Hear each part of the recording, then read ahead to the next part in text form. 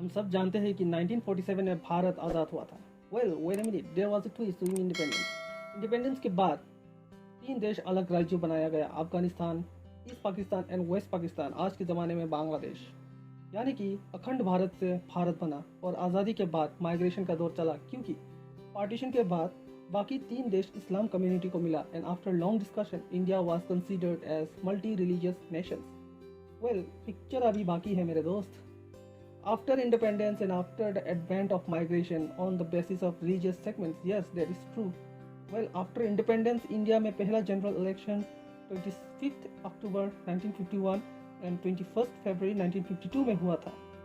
तब से माइग्रेशन का सिस्टम हुआ ख़त्म और उसके बाद अगर कोई भी किसी भी देश का बॉर्डर क्रॉस करके इंडिया में बसने लगे तो उसको इलीगल माइग्रेंट घोषित किया जाता है और जहाँ से आया वहीं पे डिपोर्ट किया जाता है।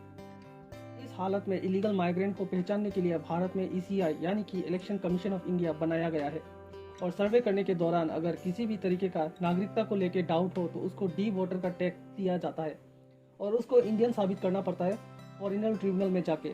वेल, इस वीडियो में हम समझेंगे डी वोटर्स क्या होता है और इस डी वोटर्स का टैग कैसे हटाएं, तो बने रहे इस वीडियो में। वेल, इलेक्शन ब्रांच के सर्वे के अनुसार अगर सिटीजन्स डॉक्यूमेंट शो नहीं कर पाते हैं तो सिटीजन्स को डी वोटर में रखा जाता है, यानी कि डाउटफुल वोटर, और उस डाउट को दूर करने के लिए फॉरेनर ट्रिब्यूनल बनाया गया है जहाँ पे हमें इंडियन होने का साबित करना पड़ता है और यह सिलसिला अक्सर असम में ही होता है। वेल, बात इतनी भी आसान नहीं है। डी वोटर का समस्या 1971 से शुरू हुआ था, बट 1971 में पहली बार इलेक्शन ब्रांच से रिवीजन लिया गया था।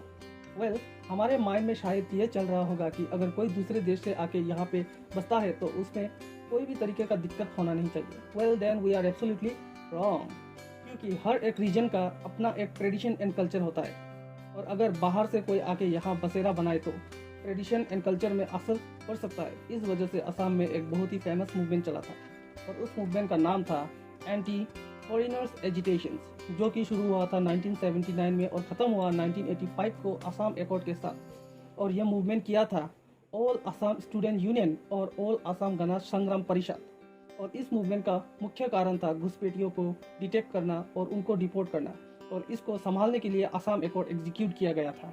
वेल, हम अगर क्रोनोलॉजिकली देखें तो 1951 और 1952 में पहली बार इलेक्शन हुआ था। तब NRC का भी योजना किया गया था और इसके चलते सेंसस का योजना भी किया गया था। ये डी वोटर्स का मुद्दा इतना जटिल है कि आज तक ये मुद्दा सुलझ नहीं पाया। 2015 से लेके 2019 तक 4.68 लाख केसेस चला था फॉरेनर ट्रिब्यूनल में और केसेस आज भी चले जा रहा है। कोई अगर डी वोटर्स होता है तो उससे संविधान का मौलिक अधिकार छीन लिया जाता है जब तक ट्रिब्यूनल में साबित ना हो जाए, जैसे कि वो व्यक्ति किसी भी तरीके का इलेक्शन में वोट नहीं दे पाएगा। और इस डी वोटर्स के कारण कुछ पीड़ित लोग केस के चलते सुसाइड भी कर लिया था। अगर कोई व्यक्ति अगर अपना नागरिकता साबित नहीं कर पाए तो उसको डिटेंशन कैंप में डिपोर्ट किया जाता है ताकि देश की सभ्यता और कल्चर को कोई नुकसान नहीं पहुंच पाए। वेल, ये डी वोटर्स का मुद्दा आज भी चला आ रहा है और अगर कोई भी डी वोटर्स होता है तो उसको भारतीय नागरिक होने का भरपूर मौका दिया गया है फॉरेनर ट्रिब्यूनल्स एक्ट के तहत। अगर आपके पास प्रॉपर डॉक्यूमेंट्स है तो चिंता का कोई विषय नहीं है, आप अपने आप को साबित कर पाएंगे।